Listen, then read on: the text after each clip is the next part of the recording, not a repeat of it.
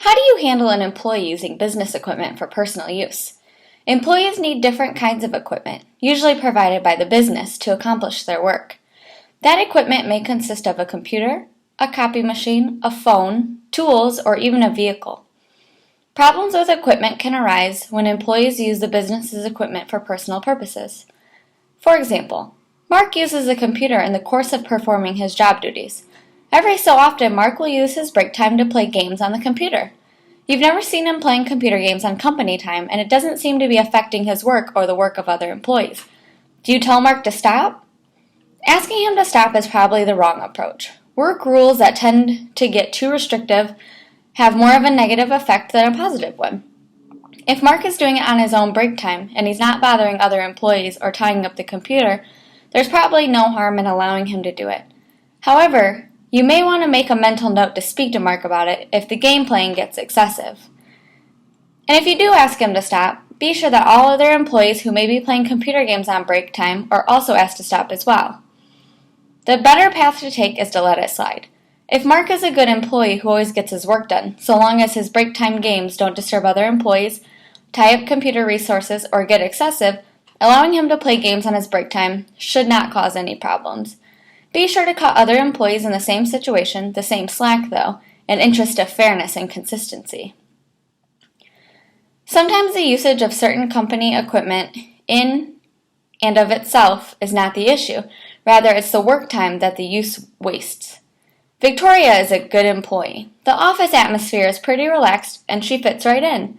While looking over the monthly summary of copies made, you notice that under Victoria's assigned code, there's a large volume of copies that have been made and not charged to any clients. You discover that Victoria has been running off copies of minutes and letters for her condo association. How do you handle this situation? Asking Victoria to stop is probably the best way to handle the situation. While making a few personal copies here and there may be harmless enough, because Victoria is using the equipment during work time on a regular basis, you're experiencing a loss of productivity. You may also be sending a message to other employees that personal use of equipment during work time is okay. Is this the message you really want to send? Although the cost of copies may not seem like a big deal, the paper cost for copy machines can add up, and the maintenance of these machines, in particular, is also related to usage. Tying up a copy machine so that other employees can't make copies for clients or customers can also be a problem. The exchange with Victoria does not have to be formal or adversarial, but be sure to stress to her that the copy machine is to be only used for business purposes. Be sure that all employees are held to the same rules. If appropriate, post a notice near the copy machine indicating that it is for business use only. Due to the popularity of cell phones, and if there's a telephone on or near your employee's desk or workstation, personal text and calls during business hours will be made and received. However, it is important to keep a handle on phone abuse because it results in lost productivity and in some cases, the inability of customers to reach your business. So how do you control excessive phone usage?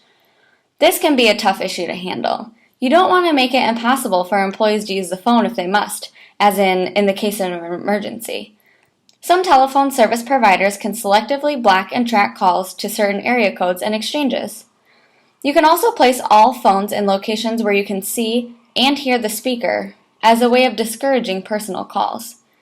Personal long-distance calls can be controlled by tracking the bills and making sure that all calls are to cities and companies related to the business. It is even harder to control local calls or calls and texts made on cell phones. The only way you're going to know if an employee is spending too much time on the phone is to witness it or have other employees report it to you.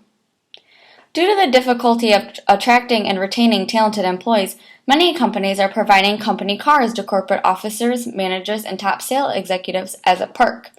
While a company car may be an enticing benefit, most businesses are unaware of the 24-hour exposure a company car creates. Recent court rulings have sent a clear precedent that there is no distinction between business and non-business use when employees are driving company-owned vehicles. Liability is assumed by the employer regardless of any agreements or signed documents between an employee and an employer. In addition, a business is likely to be held liable when an employee or employee's family member has an accident during personal usage. If it comes to your attention that employees are spending too much time using company equipment for personal use, there are a few initial steps to take. Take the employee aside to discuss the matter privately. Explain to the employee what you have seen without accusing them. Explain why these actions concern you.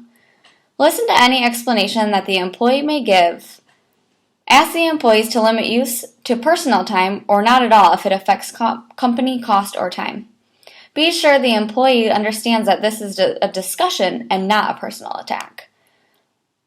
Thank the employees for further cooperation and implement some sort of policy regarding the issue and hold all other employees to the same standard.